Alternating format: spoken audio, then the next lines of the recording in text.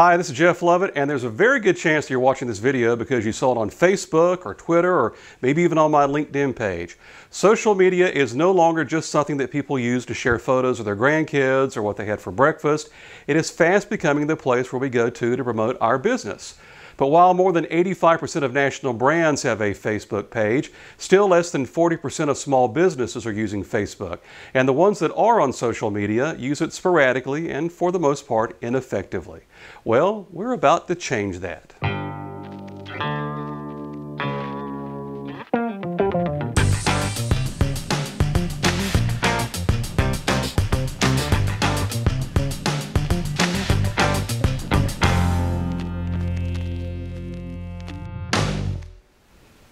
Welcome to my new series on how to grow your small business with social media, or in more simpler terms, what in the heck am I supposed to do with this Facebook thing? Now, I know a lot of small business people are very confused about how to use Facebook or Twitter or Instagram or Snapchat or all those other social media apps out there to grow their bottom line. I know. I get their calls and their emails just about every day asking for my advice. So over the next few weeks, I want to show you how to get started with social media, what to post, and how to use it to get leads and new customers for your business. But first things first, in order to make social media an effective lead generation machine, you first need to generate a following. This means fans and followers on Facebook, on Twitter, LinkedIn, Instagram, or your other social media accounts.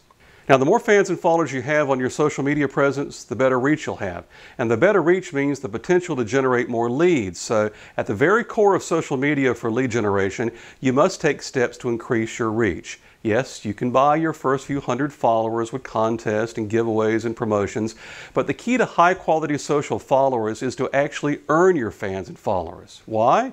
Well, because purchased followers are either fake or low quality, so they really serve no purpose except to artificially inflate your follower count. You don't get any meaningful interaction from them. On the other hand, followers you earn are the people who will like and share your photos, click on the links you share, learn more about you and your business, and maybe even do business with you down the road in the future. It's harder to get real fans, but in the long run, they are worth the extra effort.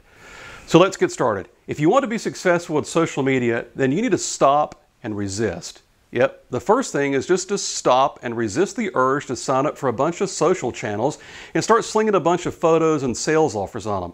Here's the big mistake that I see most small businesses make with their social media. They don't spend any time thinking about where their fans are likely to be.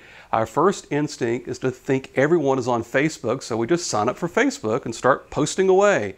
But are you sure that's where your followers are, or in other words, your customers? If they're younger, they're most likely using Twitter more than they're using Facebook. Or if they're women, you're going to find them over on Pinterest. Young adults, they're probably using Instagram. So if you want to be effective, you need to discover what social channels your customers are actually using and focus on those. Yes, it'd be great if you could have maybe 5 or 10 or 20 social channels, but you cannot maintain a presence on that many and be very effective. So prioritize the channels where your customers are likely to be and just focus on those. So where are they? Well, here's a chart that shows the specific demo information for the major social channels. Now, don't pause the video. I put a link to download and print the chart below. You can use this to get some basic demo information on where to find your followers, or you can just do it the old-fashioned way. Just ask them. Call a sampling of your customers and ask them if they're on social media and ask them which ones. Or if you have a mailing list, you can use a service like SurveyMonkey and survey your list and just ask. So here's the takeaway from this first lesson. Don't make the mistake that many small businesses make and jump onto a social channel expecting your customers to follow you there. Just pause for a moment and find where they are and then go to them.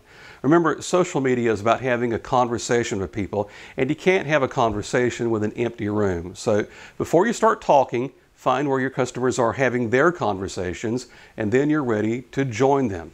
And that is what we're going to cover next week, the very important steps to setting up your social profiles and how to promote your social presence so you can start building an audience and having conversations with your followers and your customers. You know, the way you get good at something, including social media, is just committing to learning. So I hope you'll continue to open these emails every week and watch every one of these lessons. Even if you think you are a social media pro, I think you'll learn a few things that'll make you an even pro-ier pro. In the meantime, if you have a specific question about using social media that you would like to ask me, just click on the button below and I'll do my very best to answer them for you quickly. And if you know someone who could benefit from this series, please use the share buttons below to share this content with them. And until next time, I will see you on Facebook or Twitter or Instagram or Snapchat or LinkedIn or, am I leaving anything out? Google Plus or, I don't know what else there is. That's the only ones that I use. So I don't